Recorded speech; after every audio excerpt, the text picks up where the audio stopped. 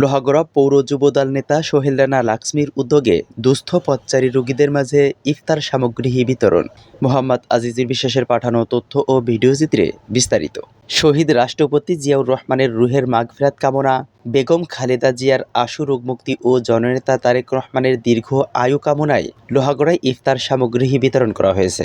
নড়াইলের লোহাগড়া পৌর যুবদলের সিনিয়র যুগ্ম আহ্বায়ক সোহেল রানা লাক্সমির আয়োজনে শনিবার বিকালে দুস্থ পথচারী ও হাসপাতালে অবস্থানরত রোগীদের মাঝে এ ইফতার সামগ্রী বিতরণ করা হয়।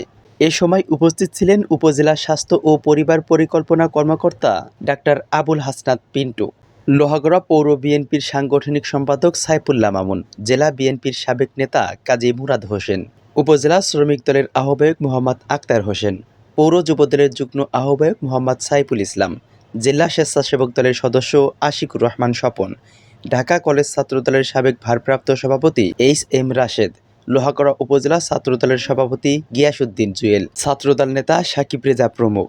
পৌর যুবদলের সিনিয়র যুগ্ম আহ্বায়ক সোহেল রানা লাক্সমির জানান, ৩ শতাধিক রোজাদারের মাঝে ইফতার সামগ্রী বিতরণ করা হয়েছে।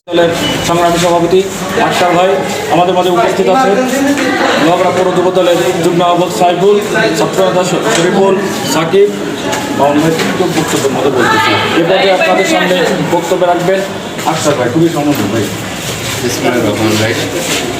আজকে যুবদল যেহেতু যে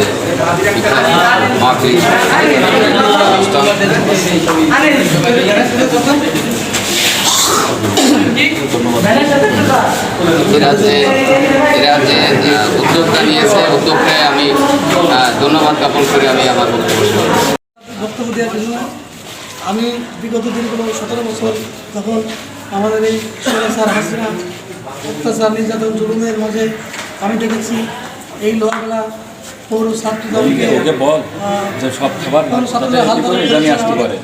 এই পৌর ছাত্রদলের সাবেক সভাপতি মামুন লাক্সমিদের আমি দেখেছি, খুব কাছে থেকে দেখেছি যে ওরা কতটা কষ্ট করছে নির্যাতনের মাঝে। এখন স্বৈরাচার পালায় গেছে দেশ থেকে, স্বৈরাচার দোষরা আছে। আমি মনে করি আজকে এই যে আমাদের যে মহৎ উদ্যোগ, এই যে ইফতার, আমাদের দেশ নেত্রী বেগম খালেদা জিয়ার আশু রোগ মুক্তি কামনায়, দেশ নায়ক তারেক রহমানের সুস্থতায় আজকে যে উদ্যোগ নিয়েছেন আমাদের যুবদলের সিনিয়র যুগ্ম